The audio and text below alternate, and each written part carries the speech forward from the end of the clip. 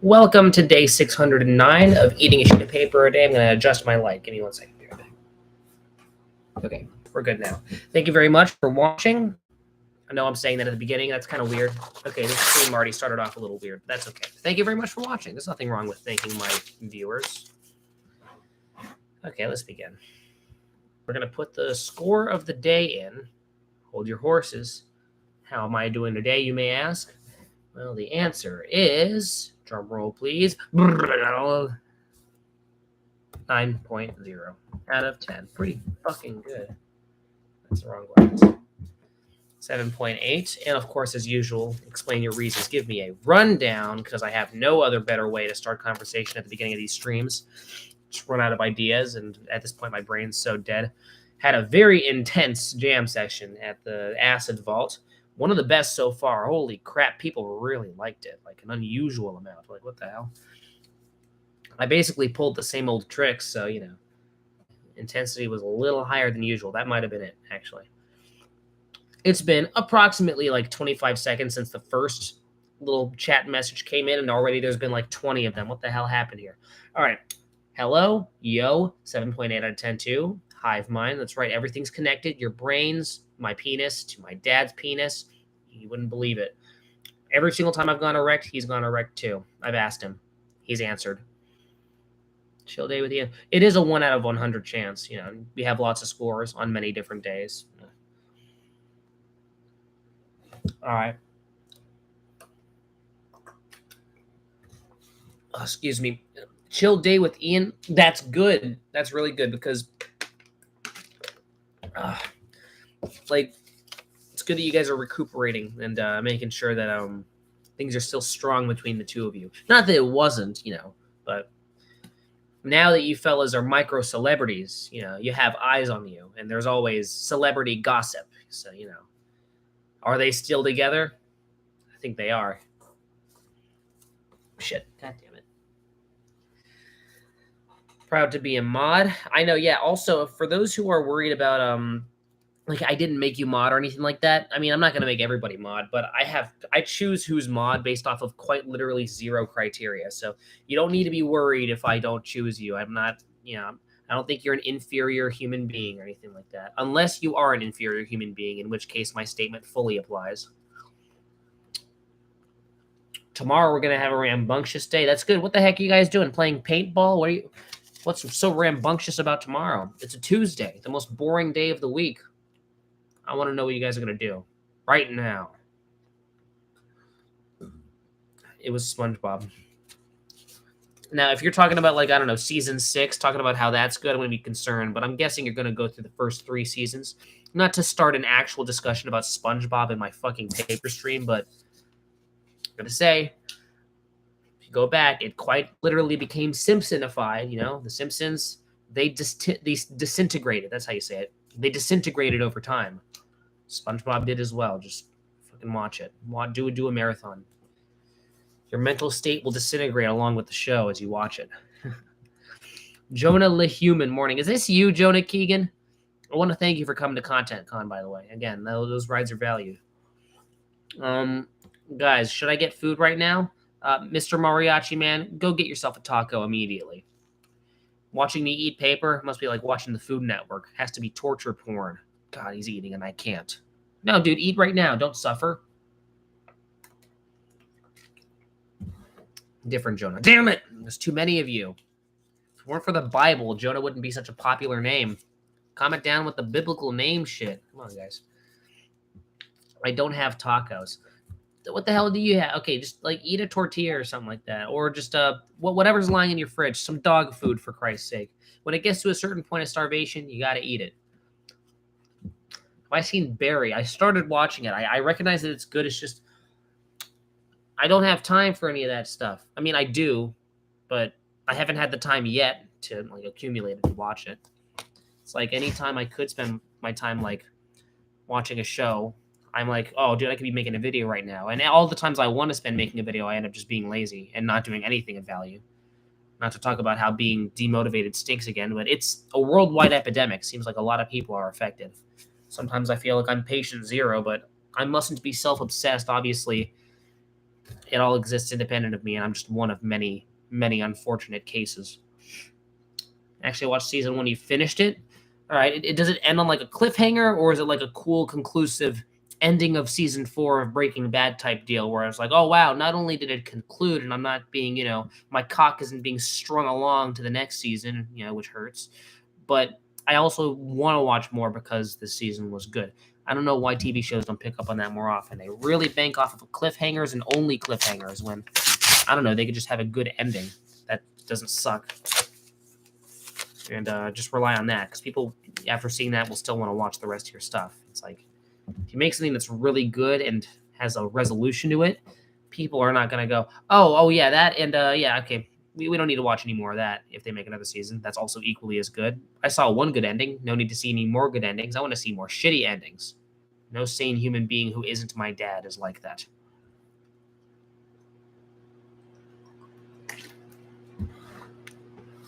It's like one Breaking Bad season. I mean, yeah, I know. I do feel like it was warranted, though. If you have every season having a good ending, fair enough.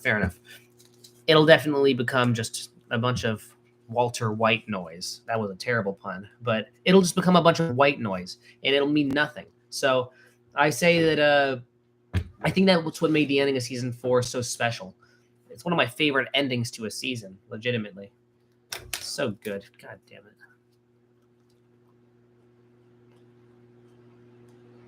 What the hell? Let's type in 3 dots. I accidentally clicked the report button. God damn it. Okay, pin. There we go. We pinned it. I mean, no, Caden, I'm pirating Drake and Josh, so I'm not surprised. You know that, like, it doesn't matter. He's going to make money either way. It's like,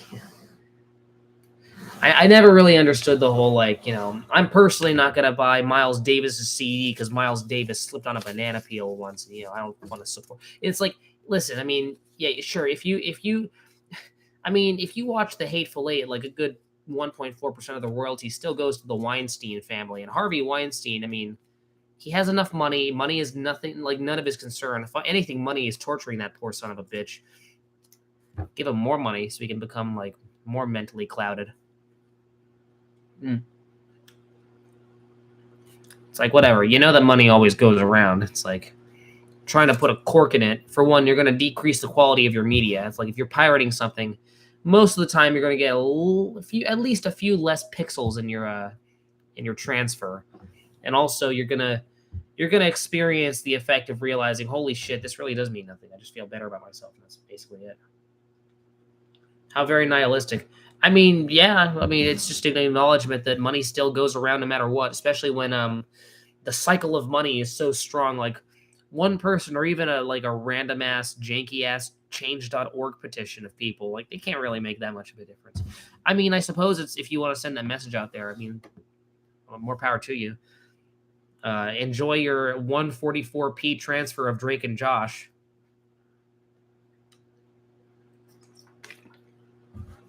Oh, excuse me.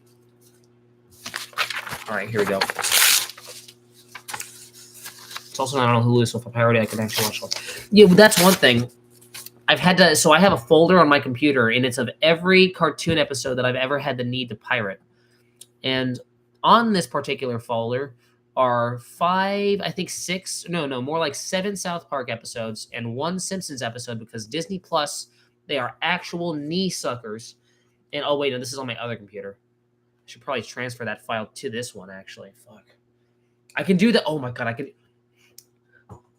I'll be right back, okay? This is the paper that's left. Calm down. I'll be right back. Please stay here because I want to show you this.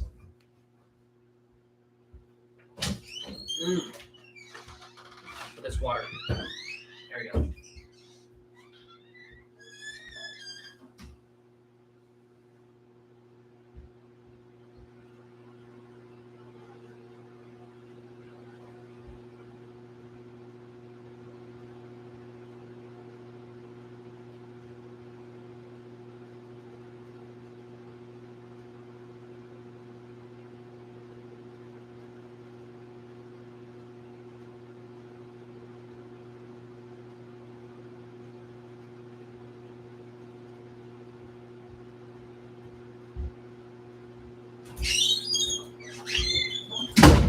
Freeze, scum.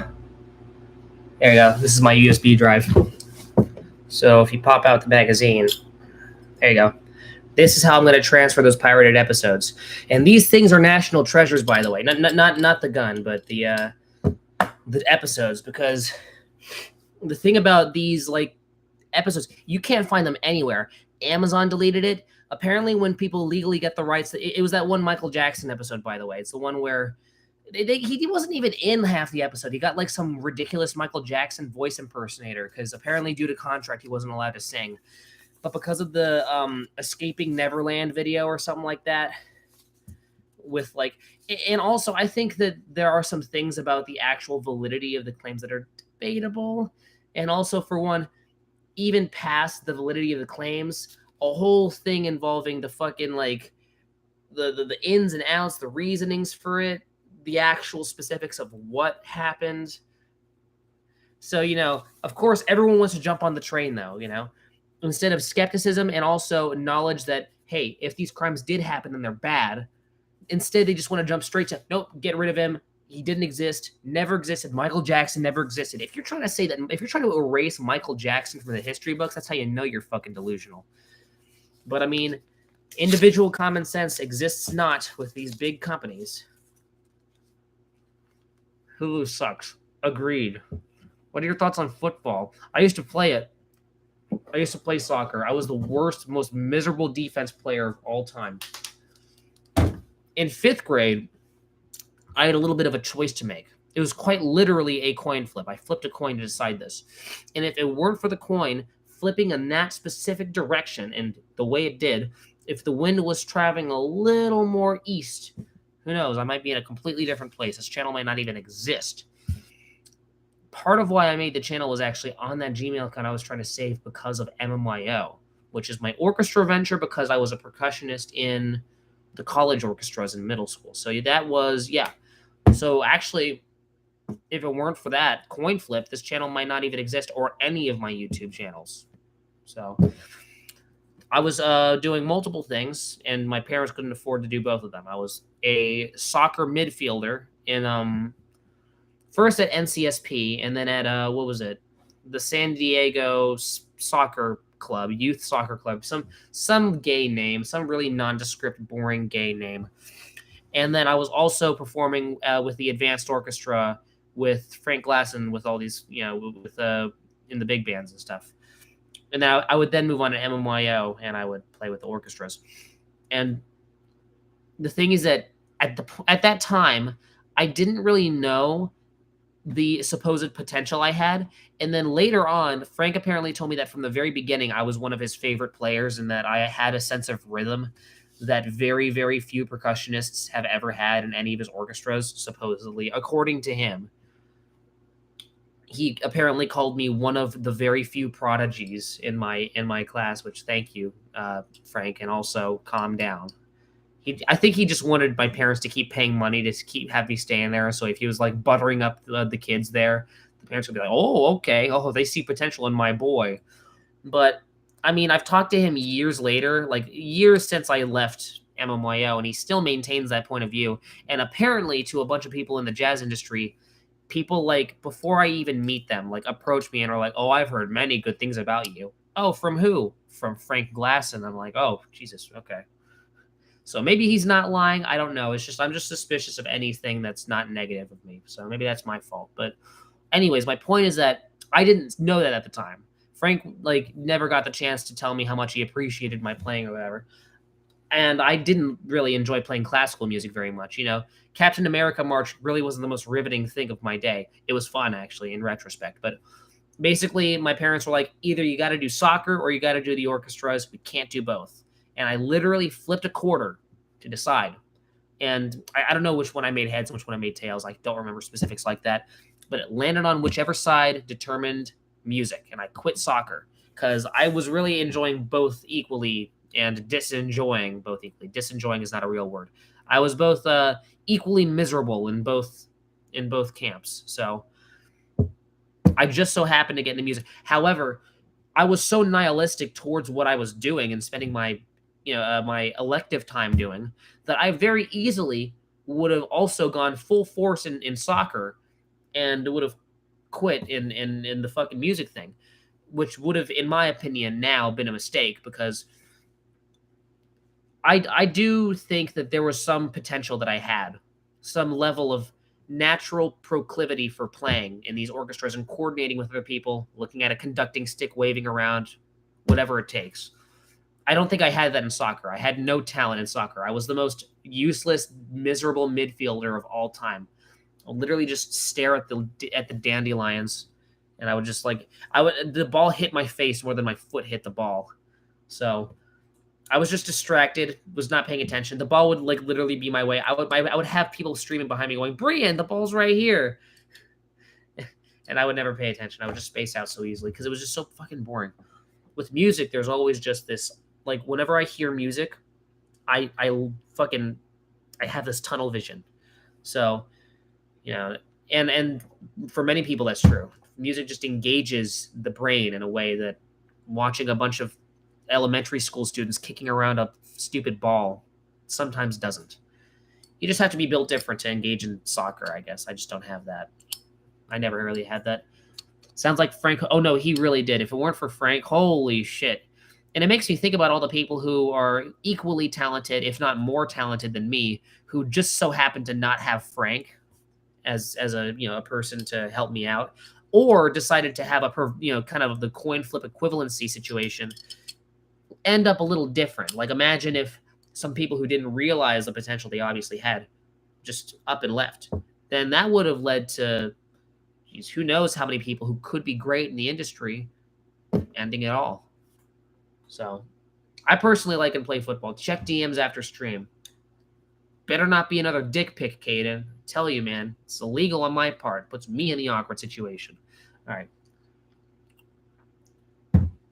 In 5th grade, I only got put as defense because I could run fast. Isn't like running fast an offense thing, right? Or even midfield, right? Because you're going between defense and offense. You need to get to and from places like really fast. With defense, you're basically like a goalie junior. You're just you're just thing one and thing two around the goalie. I mean, I don't know. Maybe I don't remember my soccer well enough to, but I feel like the fast running part's really an offense and midfield thing. In 5th grade, a kid kicked me in the shins while we were playing soccer. That sounds pretty notable. It's good. Tell me how big the bruise was. How many inches in diameter? I was put up for defense because I could run fast. Oh, but couldn't you? Oh, I get it. You can walk around. You can kick the ball. You got to pass to players, though. That's a big defense thing. Like, if the defense grabs the ball and makes a poor pass and then the enemy team grabs it, you're not doing the one thing that you're supposed to do. I got a buddy who holds soccer over school. That guy needs to, like, dude, imagine if he sprains his ankle in his 30s. Dude, it was all for fucking nothing. There are tons of people like that, probably. You know one thing? So in wikipedia.com, there's a random button, and you click a random button, and the two most common types of articles are either like species of like algae, because apparently there's like 10 billion of them, or athletes, because there's quite literally billions of athletes for some reason. There's just so many expendable athletes who like trained so hard, but they just so happen to not get lucky to either have potential or even just score a lucky home run. A lot of famous athletes are there because they just so happened to have like that domino effect, right? They had one good situation, which led to their confidence being boosted, them getting more training and backup in a budget, because people then, when you become more famous, people send you more money. And then all those resources makes your playing even better. Domino effect, right? So many athletes don't get that lucky. And there are tons of talented athletes out there, I'm sure. And it's just like, you see these articles of like this guy, like, I mean, I click the random articles, like just like Phil McSmith over here, trained for like in cricket for 40 years. And the only thing that's written about him is like Phil McSmith, cricket player, died in 1973, was in 3 national leagues, got 7th place. It's like, dude, you're playing with the best of the best people, which is why I think just being an athlete in the athletic community is just depressing. It's obviously competitive, but I mean, like, you're really risking like 90% of the time not even being, you're like a non-celebrity. You're one of the many who worked so hard, and when you're trying to become like the level of athlete that you gotta be to compete in those tournaments, you're basically giving away your life. And a lot of people give away their lives to basically have pretty relatively shit wage, to be not recognized, to basically play amongst the best people in the world, get 7th or 8th place, never be heard from again. Basically, like, and all that shit breaks down your body, and like by the time you're halfway through your 30s, your bones are like have like tons of like little hairline fractures in them. Your muscles are deflated. Your penis is disintegrated. One of your balls are missing. You're probably missing a limb or some shit. Like, your hair's all gone because of all the stress. Fuck athletes, man. It has to be so depressing. So that's gonna be my thesis. Thesis: athletes should become musicians instead. There we go. The early thesis. Hey, man, what's up? Yeah. There we go. Nobody remember him if he played cricket. I mean, that was an example, but yeah. No, I mean, aren't like 90% of people who play cricket British? It really is like a British sport, like just sitting around, not like one body movement every like 30 minutes. Is there an actual cricket player who isn't really fat? Every cricket player I've seen, like, clearly, it's like bowling. It's like you just sit around on your ass. You like have like a bowling. Like, there's some people who take bowling so seriously they buy bowling gloves. It's like, they're like people who buy drumming gloves. It's like, you really need gloves to drum? Get those blisters on your hands. Be like me. Here, look. See that? Drumming gloves prevent you from having those battle scars. So, I don't know. Just don't. Who wears bowling gloves and has their like own personal bowling ball? There's an actual guy, actually, I know. I used to live next to him in Ashland. He actually made his own bowling balls in his garage, and that was like his entire life. Like, his entire life was just like making bowling balls. That guy probably died. Probably killed himself. I've never heard of bowling gloves. I swear to you it's real. Please look it up. I'm telling you. They get gloves so that it doesn't slip, or they don't get like bowling blisters or something. I don't know why. I can't go inside a bowler's brain. Oh, no. I don't think that I need to put the thesis at the end of every single stream,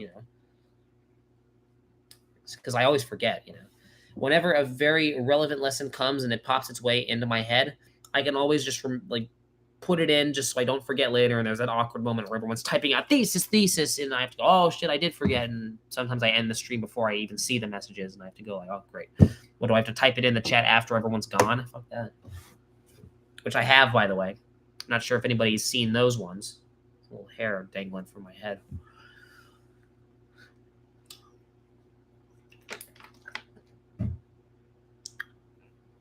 All right, boys. This is the last piece. Get ready. Feel free to, I don't know, eat a cookie along with me. Just let us eat and sync, all right? Grab an item, piece of paper, a napkin, a cookie, I don't know, an old used piece of chewing gum at the bottom of your table that you're sitting at right now. Let's eat along with me, all right? We're going to do countdown. 10, 9, 8, 7, 6, 5, 4, 3, 2, 1, go.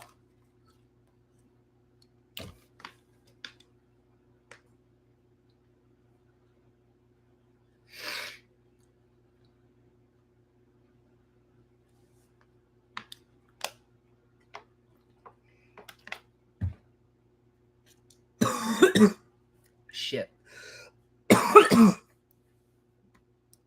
That's not good. That's better. Shit, 1 out of like 20 pieces gets me like that. No, I have not listened to Grimes yet. Message retracted. What the hell? Grimes is very cringe, but awesome. Dude, there are tons of awesome things in the world that aren't cringe. But, dude, I'll check it out anyways. I have seen her album covers. They seem very cool. All right, I'll remember that. I'll remember Grimes, all right? It's in my head. So I will see you all tomorrow. That'll be day 610. Thank you very much for watching. Make sure to live, laugh, cry. Also, not die. And until next time, this is goodbye. The end.